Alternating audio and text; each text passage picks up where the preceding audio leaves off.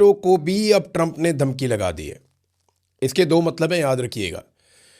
Trump ने NATO से कहा कि अगर नेटो ने ईरान के खिलाफ लड़ाई में अमेरिका का साथ ना दिया या वो इस लड़ाई में हमारे साथ ना उतरे नेटो के मुमालिक, तो फिर नेटो के साथ बहुत बुरा होगा मुस्तकबिल में। ये डोनाल्ड ट्रंप ने कहा। यानी ये साफ धमकी है कि कल को अगर किसी और मुल्क के ऊपर या जो नेटो के मुमालिक मेंबर हैं उनके ऊपर कोई अटैक करता है तो फिर अमेरिका जोर नहीं लगाएगा। एक तो मतलब ये है। दूसरा ये है कि अमेरिका उन्हें धमका रहा है, तजारती लिहाज से भी धमकाता है, टैरिफ लगा के भी धमकाता है, उनकी मईशत को तबाह करके भी धमकाता है, फौजी नुक्ता नज़र से भी धमकाता है। तो एक तो बात यह भी है कि अमेरिका शायद उन्हें धमका रहा है। नेटो को धमकी लगाने का रीज़न क्या है? दो वजूहात हैं। नंबर एक, डोनाल्ड ट्रंप अगर मदद मांग रहा है नेटो के ममालिक से तो इसका मतलब है कि ईरान डोनाल्ड ट्रंप के काबू नहीं आया। सादी बात यह है ना, जब दो लोग लड़ रहे हो आपस में और एक आदमी मदद के लिए पुकारे कि आओ मेरी मदद करो, तो इसका मतलब क्या है कि जो दूसरा शख्स है वो उसके काबू नहीं आ रहा। अगर इस वक्त अमेरिका को नेटो की ज़रूरत है तो फिर इसका सादा मतलब यह है कि ईरान अमेरिका के कंट्रोल से बाहर है। इसराइल और अमेरिका मिलकर अपने सारे वसाइल लगाकर ईरान का मुकाबला नहीं कर पा रहे और उन्हें बहुत सारे और मुल्क चाहिए। नंबर एक। इसका एक और मतलब भी है, और वो सादा मतलब ये है कि नेटो भी अब डोनाल्ड ट्रंप के कंट्रोल में नहीं है। नेटो जो हमेशा से अमेरिका की जेब में पड़ा हुआ था, उसकी मुट्ठी में बंद रहता है नेटो हमेशा, तो अब नेटो के ममालिक घास नहीं डाल रहे। हत्ता कि अमेरिका के साथ बड़े अच्छे ताल्लुकात जिन ममालिक के हैं, अमेरिका ने 5 बड़े मुल्कों को आवाज़ दी, नाम लेकर उनसे मदद मांगी। चाइना से, जापान से, साउथ कोरिया से, फिर उन्होंने बरतानिया से और फ्रांस से मदद मांगी। लेकिन इन तमाम मुल्कों में से किसी एक ने भी हामी नहीं भरी कि वो अमेरिका के साथ मदद करने के लिए आ रहे हैं। वजह क्या है? डोनाल्ड ट्रंप तो एक तरह से टके टोकरी हो गए और उन्होंने अमेरिकी सदर का ओहदा भी टके टोकरी कर दिया है। वजह सादी है कि लोग अब एतबार नहीं करते अमेरिका के ऊपर जैसे पहले एतबार करते थे।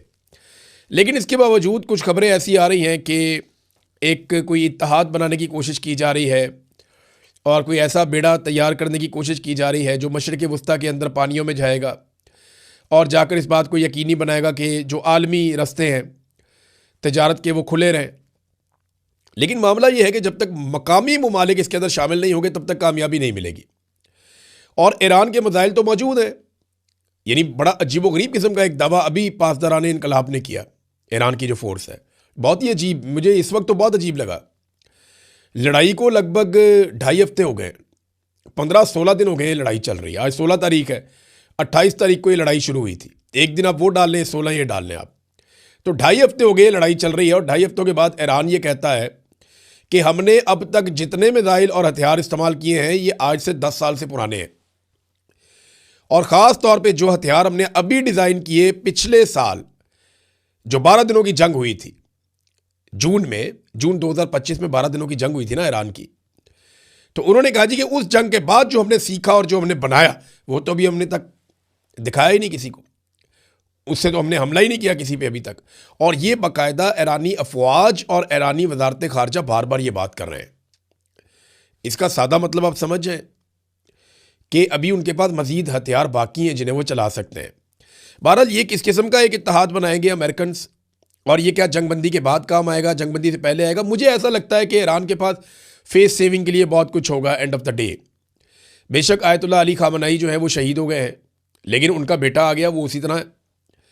बेशक ईरान के अंदर जो है वो रजीम चेंज करने की कोशिश की गई, उनको बहुत ज़्यादा इंफ्रास्ट्रक्चर को नुकसान पहुँचाया गया, लेकिन ईरान कंपनसेट हो सकता है अगर उसके ऊपर से सिर्फ पाबंदियाँ उठा दें। ईरान में ना ये कैपेसिटी बहुत है अपनी इकॉनमी खड़ी करने की। अरब ममालिक की तरह उसके पास भी तेल है और उसके पास बड़ी ज़बरदस्त लेबर भी है और 9 करोड़ लोग भी हैं, आबादी भी ठीक ठाक है। तो ईरान अपने आप को वापस खड़ा कर सकता है इस सूरत में कि उसके ऊपर से पाबंदियाँ हट जाएं। मुझे नहीं लगता कि ईरान को फेस सेविंग के बगैर इस लड़ाई को ख़त्म किया जा सकेगा। और उसके पास अभी भी वो मवाद मौजूद है जिसको आप एटमी मवाद कहते हैं। ये ईरानी हुकूमत, ईरानी वज़रा खुद कहते हैं हमारे पास 450 किलो यूरेनियम मौजूद है, जो 60% तक उसको हमने तैयार किया हुआ है। और जो बैनुल-अक़वामी तख़मीने वो ये कहते हैं कि 10 दिन अगर ईरान और काम करे तो वो एटमी धमाका कर सकता है, एटमी तजर्बा कर सकता है। ये आलमी सतह पे मानी हुई एक हकीकत है। अब जब ईरानी हुकूमत से वज़ीर ख़ारजा से ये पूछा गया बैनुल-अक़वामी मीडिया की जानिब से, जनाब वो यूरेनियम किधर है, तो उन्होंने कहा जी वो तो अमेरिका ने बम मारे, वो ज़मीन के नीचे दब गई है कहीं पे। कितना आसान कर दिया डोनाल्ड ट्रंप ने उनके लिए। ये B-52 बॉम्बर्स लेकर आए थे पिछली मरतबा जून में, डोनाल्ड ट्रंप ने बमबारी की और ये कहा कि जनाब हमने यूरेनियम का जो ज़ख़ीरा है जहाँ पे इनका है वो हमने सारे बंकर तबाह कर दिए और सारी सुरंगें बंद कर दी हैं। तो उन्होंने भी यही कहा ईरान ने, उन्होंने कहा जी बिल्कुल वो ऐसे ही ठीक कह रहे थे डोनाल्ड ट्रंप के खाते डाल दिया कि इन्होंने बमबारी की, वो नीचे दब गया। ये अब ईरान ने कह दिया। इससे पहले याद रखिएगा कि पुतिन ने एक ऑफ़र की थी डोनाल्ड ट्रंप को कि मैं ये जो एटमी मवाद मौजूद है ईरान के अंदर, ये मैं अपने मुल्क में ले जाता हूँ, यूरेनियम वहाँ ले जाता हूँ और चीज़ें कंट्रोल हो जाएंगी, लेकिन अमेरिका ने इसे मुस्तरद कर दिया था। अब नाज़रीन, अमेरिका की बात मानी नहीं जा रही और दूसरी जानिब ईरान अटैक पे अटैक कर रहा है। ईरान ने 50 से ज़्यादा हमले कर दिए हैं इसराइल के ऊपर, यानी 54-55 लहरें उनकी मिसाइलों की जा चुकी हैं। जबकि जो इसराइल के अंदर से एक रिपोर्ट आई है ना, वो बड़ी खौफनाक है।